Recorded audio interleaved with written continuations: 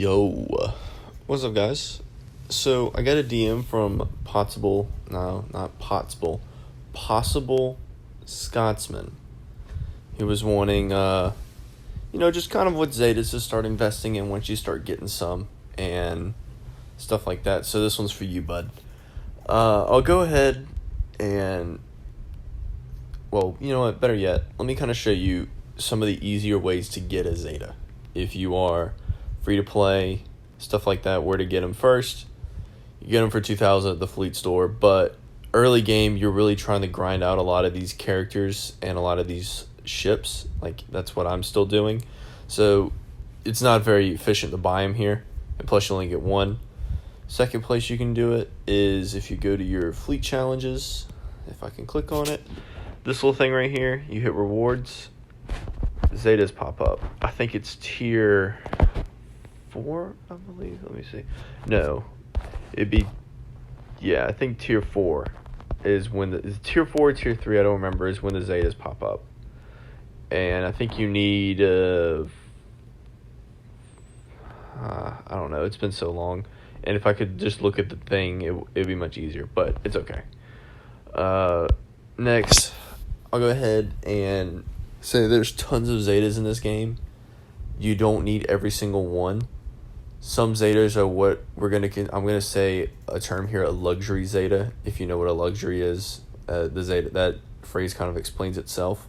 Like, for example, this zeta on Canderous, lots of people will skip out on. This is what you call a luxury zeta. It's not gonna make you very competitive. It's not gonna really help out a team. It's just there because you like the character and you just like what it does, or it's very situational. Like, another luxury zeta that a lot of people harp on is the new Gunray unique. It's a pretty good zeta, but do you really need it? Not really. So I'll go ahead, and this is really going to depend, this list will really depend on like what you farm. Because like if you farm Phoenix early game, then some of the characters I'm going to say are going to be kind of out of your reach. But then if you farm Newt and all of them lead as your first team, some of these toons are also going to be out of your reach. So it just kind of depends by the time when you start unlocking a zeta. So I'm going to break it down by dark side, light side, and then I have a tab of just like honorable mentions of what I say these are top 10 guys in these honorable mentions. Yeah, not really. We'll go with Vader. I think if you are farming Phoenix to get Thrawn and Palp, then this Merciless Massacre zeta needs to be the first zeta you get. Yes, this is a lot of reading. Basically what this does is, to sum this up, when you use Merciless Massacre, Vader will get 5 free bonus turns where he can do whatever ability you want. You can do a basic, you can do his middle ability, his AoE, or his Culling Blade. You get 5 of those abilities in a row. Then, if you're running Palp lead, you can do an AoE, then pair it up with a Saber to give Vader an extra turn. And the Merciless Massacre just deals tons of damage to everyone, puts debuffs out, gets Vader ready to do his Culling Blade. I would say this is a top 10 zeta in the game now. Like, if you took all zetas in the game, this would be top 10 or top 20, depending on who's making the list. So, highly suggest this zeta. Very good. Very, very good. His leader, I would not get. There used to be a meta where his leader used to be kind of good, but his leader is a luxury zeta. It's not really good because Palp lead is 3 times better. It's very situational. No Escape is a zeta where like you don't really need it, but it doesn't hurt to have. It's not really gonna, I would say if like you're building, once you start building a lot of zetas, then this would probably be one that you want to get at some point. Next up on the list is if you're over farming GBA. I think GBA with Queen's Will, the unique, another just top, very, very good zeta, because basically this is just going to give you a 6v5. This is going to automatically spawn the Brute at the beginning of the battle. You won't have to waste an ability to call him in, and it just gives you a little bit of a little safety net. It gives you an extra little toon to, run in, do his thing. It's pretty self-explanatory. The leader ability, I zeted it because I like Geos, but if I'm being honest, this is a luxury zeta. I'd stay away from this until you're at the point to where you're like, let's throw it on them for fun. And you have a lot of Zetas built up. And you have a lot of those key ones done already. We'll go with Papa Palp. I always prefer him as Papa Palp. His leader, really good. When a debuff expires, Empire and Sith allies gain 5% turn meter. Especially with Vader's dots, debuffs are going to be expiring a lot. Empire and Sith allies are going to be gaining a lot of turn meter, so pretty good. I would say his leader's better than his unique. Unique, he just gives extra protection, and whenever he inflicts shot, gains 5% max protection till the end of the counter. So he keeps on gaining protection, making him tankier, making him harder to kill. It's pretty good. This is another one, Dooku. I mean, early game, this is a good Zeta because I don't know, it's a pretty good Zeta, but it's one of those where like some people would consider this a luxury Zeta. It just depends on how hard that you go on your Dooku. Like if you farm Newt and them and you bring Dooku to gear 12 or Relic like I did, this Zeta is probably worth it. But if you bring your Dooku to like gear 8, gear 9, gear 10, this Zeta is probably not worth it because of if you read it, 15% damage, recover 15% protection, and gain critical hit immunity for 1 turn when attacking out of turn. So every time he attacks out of turn, which is when basically every time he counters, he attacks out of turn, or if someone calls him to assist, he'll attack out of turn. He'll gain 15% protection, which just makes him harder to kill. But at lower levels, his protection pool isn't as big as other people's are. And so he won't gain as much protection each out of turn attack. Which is why it's kind of a mix-up one. This is one Mother Talzin I put on here because not a lot of people farm Night Sisters early game. But it's one of those where if you're farming Night Sisters, you gotta have her leader ability. Leader ability is really good. This is a lot of reading. Basically what's going to happen is if one of your Night Sisters die and they're not alive anymore, anytime a Night Sister uses a basic attack, they will revive the ally, call them to assist. If the enemy dies while using that basic attack, they're revived. If they're not killed, if the enemy's not killed, they're not revived. Pretty simple, I would say. Pretty good Zeta, makes Night Sisters really. This is really when this faction becomes very annoying to deal with, especially early game. If you did farm Night Sisters, which it's not bad. So that's my top 5. Oh, you know what? I need to step back. I'm sorry. When you are thinking about applying a Zeta to somebody, you don't want to put it on like a low gear player. So like I just want those example out. Certain characters you can get away with like low gear, like this R2D2. He's 7-star, gear 8. If I threw his number crunch on, it really wouldn't be a good Zeta, or even this one. The reasoning why is low gear characters are not going to have a very big health pool. See, like 11k protection, 16k health. That's not a lot of hit points that he has, so he's going to die very quickly, which means you just put a very expensive Zeta that you spent a lot of time saving up for on a character that's just going to die within the first couple of turns. So it's always best, I say baseline is you want to give a Zeta to someone that's at least gear 10 for the most part, but like certain characters you can get away with a lower gear. It just depends, and there's very few that can be low gear with a Zeta. But for the most part, I'm going to go ahead and say gear 10 baseline for any character that you want to apply a Zeta for. So let's go ahead. Light side Zetas. This one's also going to depend on what you farm. Like for example, the only reason why I put Padme on here is if you farm for Newt, because the whole reason why you farm Newt and Separatists is to get Padme. And I'm going to go ahead and suggest both these Zetas. Top tier, awesome Zetas.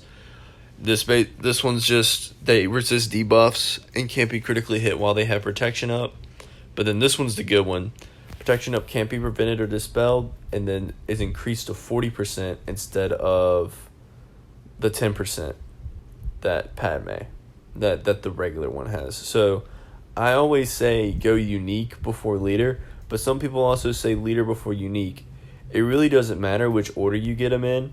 If you plan on going, you have to do them back to back. Basically, you can't just throw one on there and just say, all right, I'm done for now. Let's go off on a little side project for like 3 or 4 months. You gotta get these things back to back. If not, she's not going to be at her full potential, pretty much. Next one is if you're gearing up for clones, this tactical awareness Zeta. Ugh, so good.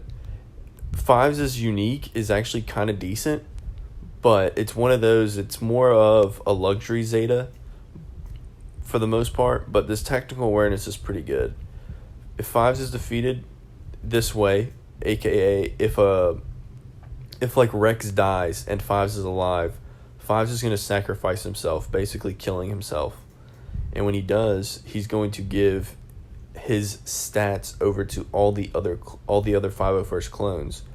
So 5's is max health, max protection, speed, offense, all those stats are going to go to the other clones.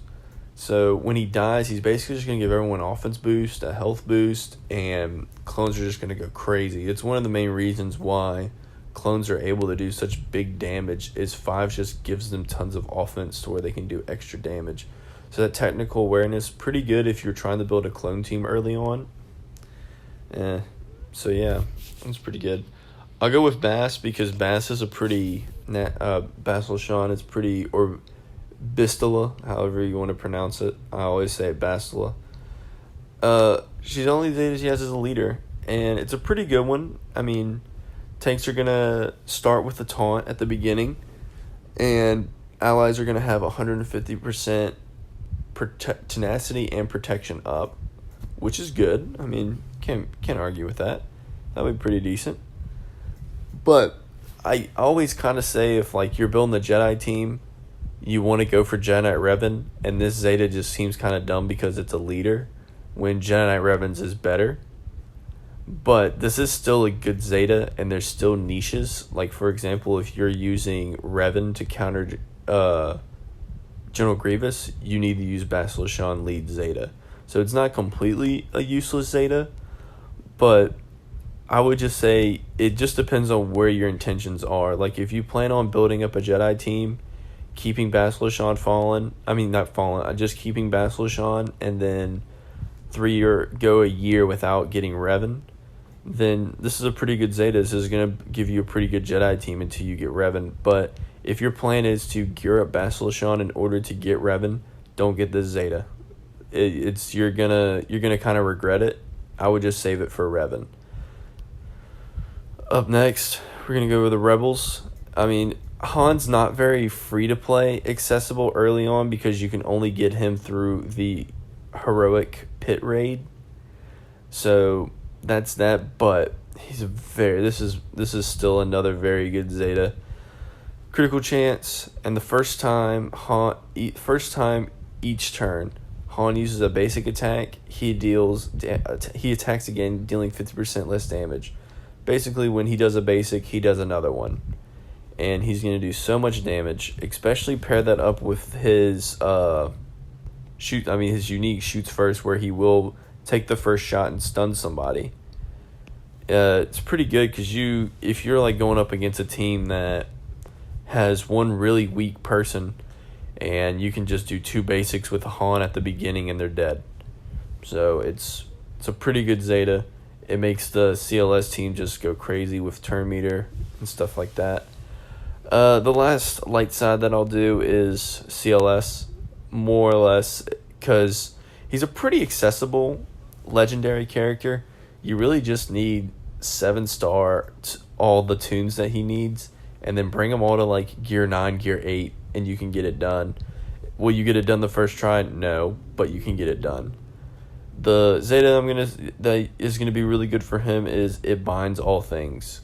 Whenever Luke resists a detrimental effect, he recovers 5% protection. AKA whenever someone tries to put a debuff on him and he resists it, he gains 5% protection. And whenever Luke inflicts a debuff, he gains 10% turn meter, and other allies gain half that amount. Luke's basic can apply speed down, defense down, and it can stun. That's three detrimental effects. This one gives turn meter removal, buff immunity, and tenacity down. That's 2, and so it just makes it to where that team starts gaining turn meter a lot faster with Luke's unique. The next Zeta, if you're really going all in on the CLS team, is going to be Rebel Maneuvers. Pretty good because it's a leader ability, and this is going to apply for all of the Rebel allies, which is pretty good. Learn Control really isn't the best Zeta. It's more of a luxury Zeta. Like, I know people who still don't even have the Learn Control Zeta because it really doesn't. It's there for help, really. It's not too much of a hassle not too much of a hassle. It's too much to kind of warrant to put one on. And then I'll go through my 5 honorable mentions. We'll go with Asajj, her Rampage. Awesome Zeta. Every time a Night Sister ally is revived, Asajj gains 5% max health. And she also stacks offense. So she gains 75% turn meter, which basically gives her a free turn. And she gains health, and it makes her harder to kill. So it's pretty good Zeta, especially if you're running those Night Sisters. But if you're not running Night Sisters, don't put this Zeta on her. If you're running her with like Newt or something like that, I wouldn't do it. I'm only putting this one on here because it's a good Zeta. Let's go with Night Sisters. So I would do that one. Next up, it's going to be Thrawn. His leader is kind of, it's pretty good. You really need this for GL counters, but I don't think anyone is going to be facing up against a GL. Like, I haven't even faced up against GL, so I don't even worry about it. But Ebb and Flow is pretty good if you're building that Empire team.